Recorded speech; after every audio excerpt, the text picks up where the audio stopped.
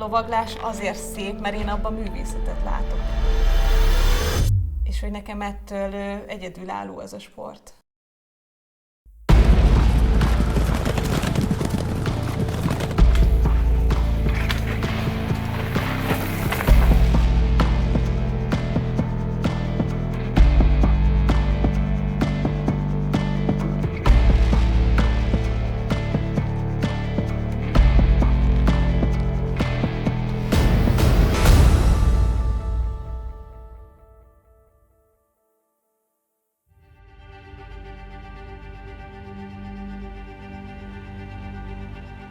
Szerintem a lovaglás az egy éles stílus, és én művészetként tekintek rá.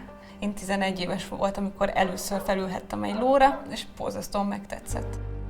Nagyon szerettem volna versenyezni, és innen indult az egész lovas pályafutásom. Ami elsődleges, az az állat szeretete, viszont rengeteg mindenre megtanít minket is, a gyerekeket is, mint például az alázat, a szorgalom, a tisztelet, a fegyelem, és szerintem ez mind elengedhetetlen ahhoz, hogy az ember egy egészséges felnőtté érjen. Azért mondom, hogy ez egy éles stílus, mert ez nem arról szól, hogy az ember kimegy és sportol, mint egy konditerembe egy órát, hanem ugye a lóval vannak tennivalók, le kell pucolni, előtte be kell vezetni a karámból, tehát egy kapcsolatot kell kiépíteni az állattal, ami mondjuk más sportoknál nincs meg. És nagyon szerettem volna, hogyha ezt meg tudom osztani a diákjaimmal, és így indult el a lovaglás, mint munka, mint hivatás.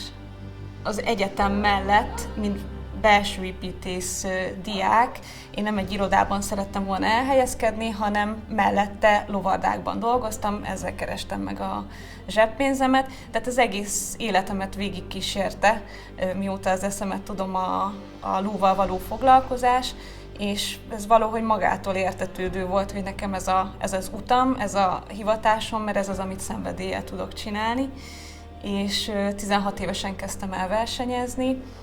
Akkor vettem komolyabbra ezt a lovas témát, majd kiforrta magát két szakág, ez a díjugratás és a díjlovaglás, ami engem elkezdett érdekelni. Attól lesz valaki jó lovas, hogyha rengeteg lovat kipróbál, nagyon sok karakterű lovon lovagol, járja a világot, próbálja összegyűjteni a tudást. Ezt egy életen át kell gyakorolni és tanulni ahhoz, hogy valaki profi lovas lehessen. Tehát, hogy tartja is a mondás, olyan lovasmester nem volt még, aki ne őszült volna meg.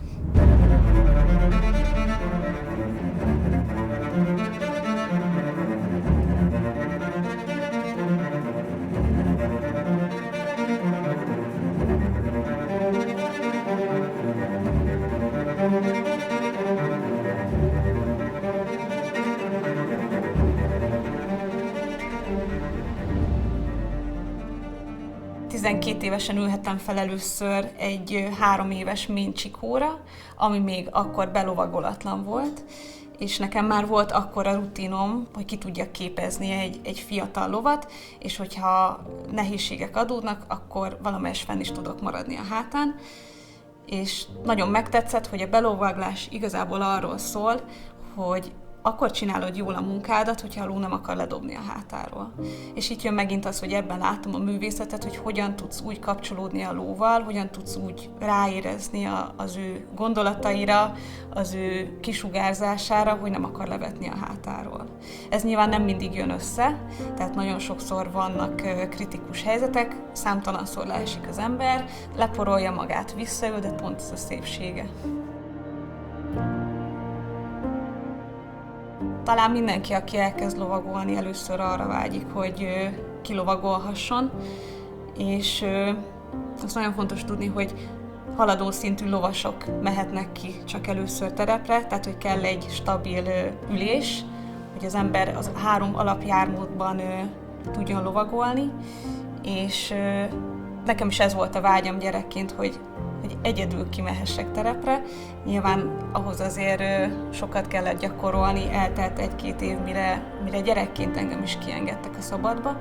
ez egy nagyon nagy feltöltődés. A lónak is, és a lovasnak is. Tehát mondhatni, hogy ha képzünk egy lovat, akkor heti egyszer legalább ki kell vele lovagolni a természetbe. Mert ez egy felüdülés, neki egy kikapcsolódás.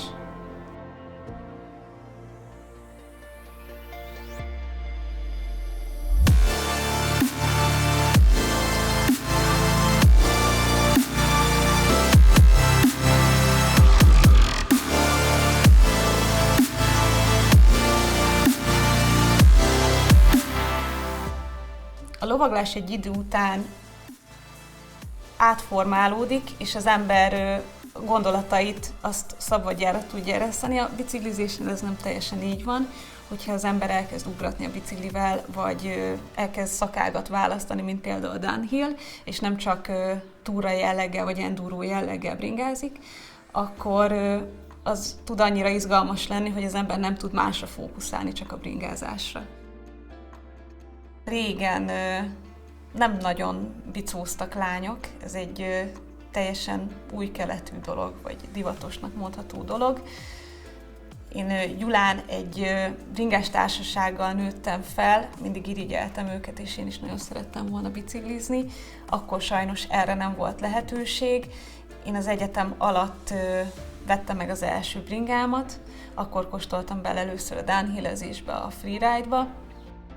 Hogyha endurózni megyek el, túrázni, terepet felmérni, akkor annak megint más jelentősége van, mert én például imádok eltévedni az erdőbe, imádok egyedül biciklizni, imádom egyedül megoldani a nehéz helyzeteket, és ennek meg pont az a lényeg, hogy ez az a mi kikapcsolódás, hogy a problémát szeretném megoldani, és mellette nyilván nagyon szeretem a hegyeket, szeretem a madarak csicsergését, szeretem, hogyha fúj a szél, hogyha süt a nap. Tehát nem tudnám teljesen egy lapon emlegetni a lovaglással a biciklizést, de ugyanúgy az élményszerűség megvan.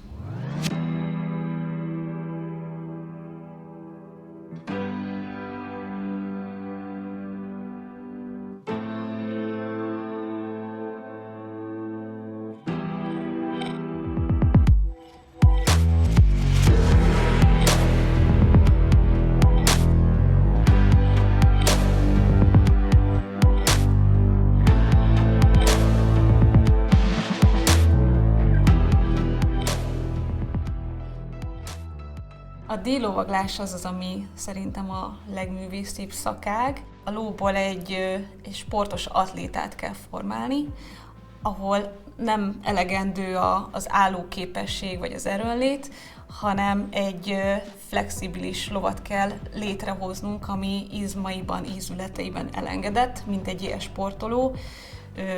Ugyanúgy hajlítgatnunk kell a lovat, mint magunkat is sportolás előtt vagy után, különben nem tudja egyensúlyban véghez vinni a feladatokat. Tehát egy elengedett állapotú lótól tudunk csak helyesen végrehajtott feladatot kérni, és amit egy laikus kívülről úgy lát, hogy a ló az szinte táncol, és a lovas nem csinál semmit a ló hátán, tehát a lovas szinte nem is sportol, csak a ló, ez nem így, ez így nem igaz. Ez azért tűnik egyszerűnek, mert az a ló már annyira képzett, és a lovas annyira profi, hogy olyan jelekre reagál a ló, amit olyan kis mozgással hajtunk végre, hogy a külső szem azt észre sem veszi. És ez ebben a művészet, hogy egy ilyen szintre jusson el a lovas és a lova, hogy kívülről ez láthatatlan legyen. Olyan, mintha egyszerre dobbanna a szívük és egy táncot járnának. És ez a szépsége.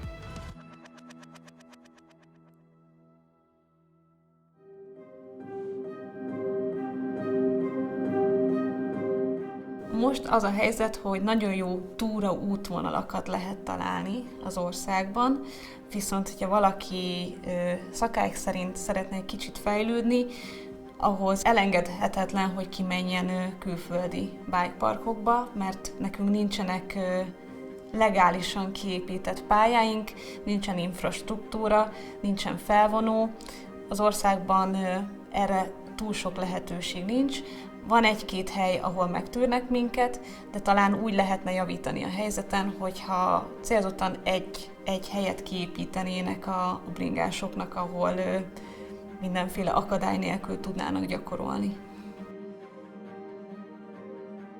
Mivel ez egy rutinsport, rengeteg kilométert kell gyűjteni, valaki elesik és egy picit lesérül, összetöri magát, feláll, leporolja magát, felépül egy nagyobb sérülésből, akkor ugyanúgy újult lendülettel folytatni kell a biciklizést. Azt gondolom, hogy ezt addig érdemes csinálni, amíg az ember élvezi, mert hogyha már nem élvezi, akkor jönnek a balesetek. Tehát ezt szenvedéllyel lehet csinálni, hogyha ez hiányzik, akkor ezt a sportot nincs értelme folytatni.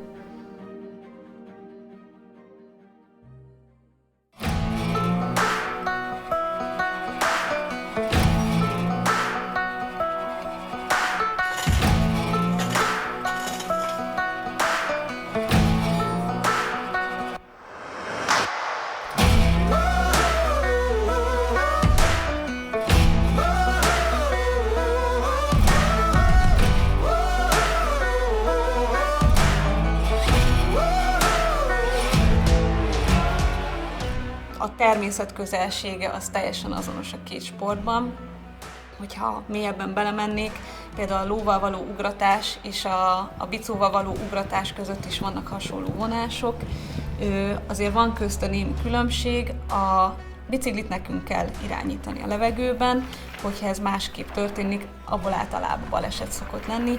A lónál viszont a lónak van egy vele született mozgás karakterisztikája, amiben nem tudunk nagyon belenyúlni, viszont mind a kettőnél a távolságot ezt nekünk kell belülni, hogy honnan ugratjuk el a lovat, hogy honnan ugratunk el biciklivel, hova érkezünk. Ezt a lónál is ugyanúgy szabályozni kell, viszont a ló mozgását nem tudjuk a levegőben irányítani, úgy, mint a biciklinél.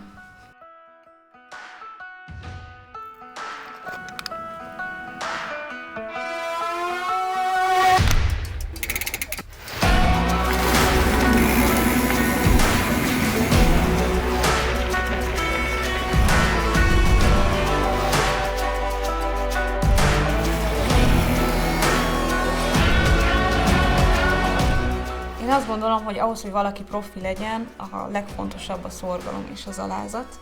Tehát nem elég tehetségesnek lenni, mert hogyha valaki tehetséges, de nem rak elég szorgalmat a munkájába, akkor az soha nem fog beérni. Tehát nagyon fontos, hogy legyen egy rendszerezett edzésterv, nagyon sok versenytapasztalatot kell gyűjteni, és talán ami a legfontosabb, hogy nem elég jó sportolónak lenni, hanem jó versenyzőnek is kell lenni. Tehát, hogy mentálisan rá kell tudni hangolódni a versenyekre, és nagyon sok mindent kell tudni elengedni.